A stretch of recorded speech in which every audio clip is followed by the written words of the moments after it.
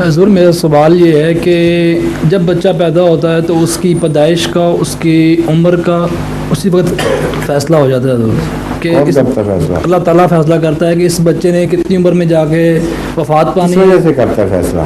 یہ سر مجھے علم نہیں ہے اس میں، وہ ضروری ہے علم، تو وہ آپ اس کے بغیر ہمیں بتاتا ہوں. اچھا اگر یہ فیصلہ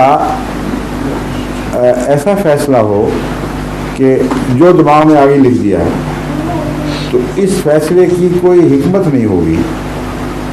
اگر یہ فیصلہ ریلیٹڈ ہو اس بچے کی زندگی کے سٹائل سے اور اس کی کمزوریوں سے، اس کی بیماریوں سے، اس کی صحت کے اندازے سے، تو اس فیصلے کی نوعیت بالکل بدل جائے گی. مثلا ایک برج جب ایک انجینئر بناتا ہے جی تو وہ یہ فیصلہ کرتا ہے کہ یہ فلاں سن سے لے کر فلاں سن تک چلے گا. وہ اس کی موت کے فیصلہ نہیں کر رہا ہوتا، اصل میں وہ اس برج کی زندگی کا تخمینہ لگا رہا ہوتا ہے، اور اس تخمینے میں بعض دفعہ 10-20 سال کا فرق پڑ جاتا ہے. لیکن اس کا فیصلہ اس بات پر مبنی نہیں ہوتا کہ میں چاہتا ہوں کہ یہ برج 2020 میں جا کر ڈسٹرائے ہو جائے. یہ نہیں مطلب ہوتا.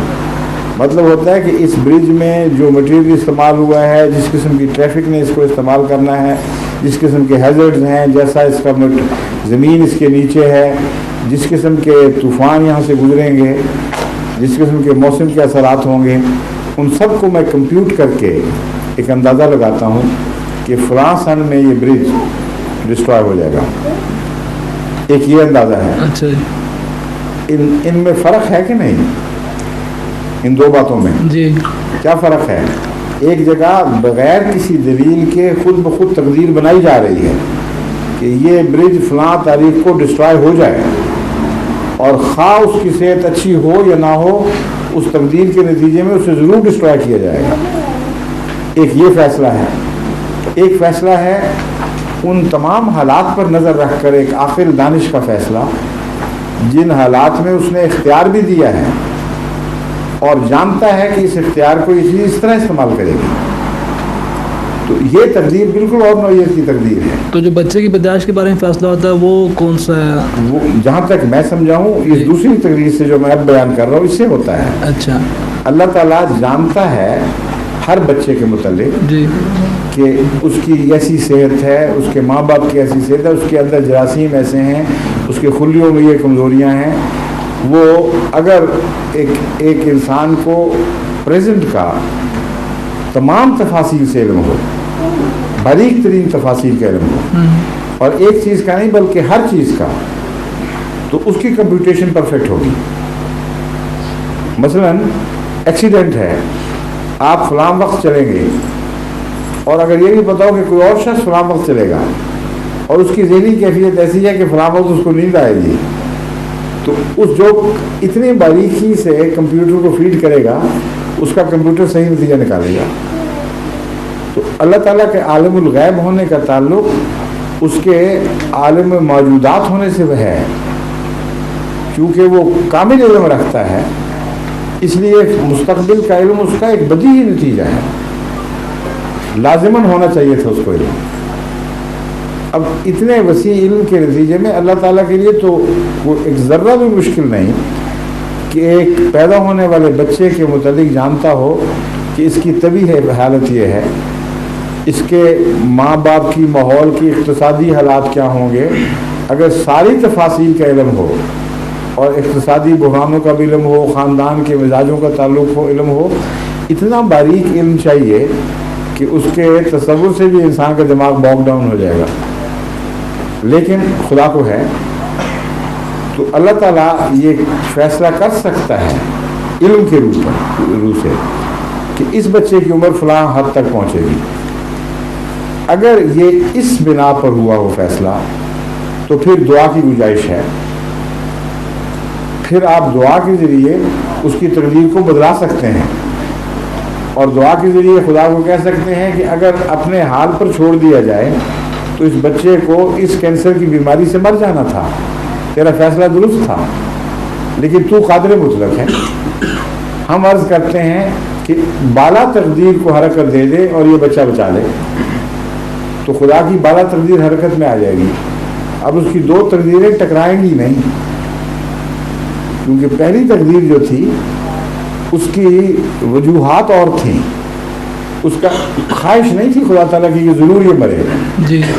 دوسری تقدیر خواہش کی تقدیر ہے، ارادے کی تقدیر ہے، وہ عام تقدیر پر غالب آتی ہے. اسی لیے حضرت مسیح موعود علیہ السلام نے تقدیر کے موضوع پر تقسیمیں کی ہوئی ہیں اور فرمایا ہے کہ بعض تقدیریں خارق عادت ہیں. یہ محاورہ حضرت مسیح موعود علیہ السلام کا ہے. خارق عادت کا مطلب ہے کہ عام قانون قدرت سے ہٹ کر ایک بالا فیصلہ کرتا ہے اللہ تعالیٰ. وہ قانون قدرت پر لازماً غالب آتا ہے کیونکہ قانون بھی اسی کا ہی ہے اور یہ بالا فیصلہ بھی اس کا ہے. لیکن فرمایا یہ خارق عادت تقدیر ہر شخص کے لیے جاری نہیں کی جاتی، بلکہ وہ لوگ اس تقدیر سے فیض پاتے ہیں جو اپنے اندر اور اپنے معاملات میں جو اللہ تعالیٰ سے یا اس کی مخلوق سے رکھتے ہیں خارق عادت تبدیلیاں پیدا کریں. ایک عام تعلقات ہیں آپ کے خدا سے، روزمرہ کے تعلقات اس کی شریعت کے مطابق اور بنی نوع انسان سے، ان پر آپ اگر چلتے رہیں تو آپ کا یہ کوئی حق نہیں کہ خدا اپنے عام حالات کو آپ کے لیے بدل دے. لیکن اگر آپ کی قربانیاں خدا کے لیے اور اس کی خاطر عام انسانی رواج سے ہٹ کر ہوں اور غیر معمولی اہمیت اختیار کر جائیں تو اس کے لیے خدا تعالیٰ بھی خارق عادت تقدیر دکھاتا ہے. حضور جی میں سمجھ گیا ہوں بات. جو میرا پوائنٹ تھا میں اس سے دوبارہ آتا ہوں. کہتے ہیں کہ اللہ تعالیٰ کی مرضی کے بغیر ایک پتا بھی نہیں ہل سکتا. یہ بھی ٹھیک ہے، یہ بھی ٹھیک ہے. وہ جو چاہتا ہے وہ کرتا ہے. لیکن جب وہ یہ کہہ دے کہ میں تمہیں اجازت دیتا ہوں جو چاہو کرو، جی ہاں، تو اس کی اجازت سے ہوگا یا بغیر اجازت کے ہوگا؟ یہ اجازت سے ہوگا. پھر یہی اس نے کہا ہے من شاء فلیؤمن و من شاء فلیکفر. جی ہاں، جو چاہے کفر کرے، جو چاہے حق کو پکڑ لیں. اس لیے یہ کہنا کہ ایک شخص جب کفر کرتا ہے تو وہ اجازت کے بغیر ہے، یہ بھی غلط ہے. لیکن یہ کہنا بھی غلط ہے کہ خدا کی خواہش کے مطابق کرتا ہے. اسی لیے میں نے آپ کے سامنے کھول کر یہ دو باتیں الگ الگ بیان کی تھیں کیونکہ مجھے پتہ تھا کہ اس قسم کے مخمصوں میں آپ پڑ جائیں گے. جی. خواہش کی تقدیر اور چیز ہے اور علم کی تقدیر اور چیز ہے. اللہ تعالیٰ نے یہ فیصلہ کر لیا کہ میں اجازت دیتا ہوں، یہ ایک تقدیر ظاہر ہو گئی. لیکن یہ خواہش نہیں ہے اللہ تعالیٰ کی کہ بعض لوگ گند کریں اور بعض لوگ میری بغاوت کریں. اجازت کے نتیجے میں یہ کہا جا سکتا ہے کہ اجازت نہ ہوتی تو یہ نہ کر سکتے، یہ کہا جا سکتا. جی بالکل. مگر اجازت دینے والے پر ان کے کرنے کی ذمہ داری آج نہیں ہوگی کیونکہ اس نے خواہش نہیں کی تھی کہ یہ کریں. اسکول میں جب استاد پڑھاتے ہیں جی تو استاد بچے کو ایک قسم کی اجازت ہے، زیادہ پڑھے کم پڑھے، توجہ سے بڑے عدم توجہ کریں، یہ اجازت ہے اس کو. جی ہاں. ورنہ اس کے ہر معاملے میں بے انتہا دخل دیا جاتا ہے. اس اجازت کے نتیجے میں بعض بچوں کو استاد فیل کرتا ہے. جی. اور اس میں قصور کس کا ہے؟ اجازت دینے والے کا یا اجازت سے نجائز فائدہ اٹھانے والے کا؟ اجازت سے نجائز فائدہ اٹھانا. بس پھر یہی تقدیر کا، اسی قسم کا تقدیر کا تعلق بعض معاملات میں اللہ تعالیٰ سے بھی ہے. جیسے ابھی آپ نے فرمایا کہ بعض اوقات اس فار ایگزامپل کسی کی وہ چاہتا ہے کہ یہ کام ہو جائے جو کوئی آدمی حد سے بڑھ رہا ہے، فار ایگزامپل اسلام کے خلاف یا کسی چیز کے خلاف اس کا خاتمہ چاہتا ہے آدمی کا. فار ایگزامپل دوسرا آدمی اٹھ کے اس کو کسی بات پہ جھگڑا ہوتا ہے وہ اس کو ختم کر دیتا ہے، مار دیتا ہے. ایکچولی یہ فیصلہ تو اللہ تعالیٰ نے کیا کہ اس کی زندگی ختم کر دی جائے. جو آدمی غلط کام کر رہا ہے، جس آدمی کے تھرو یہ بات ہوئی ہے، اس میں اللہ تعالیٰ کی مرضی شامل نہیں، وہ بھی قصوروار ہو سکتا ہے. اس کی وجہ یہ ہے جی کہ اللہ تعالیٰ نے جس شخص کو یہ اجازت دی اس شخص کے اپنی نیتیں بھی تھیں کچھ، اور ان نیتوں کے مطابق اس کو جزا ملے گی.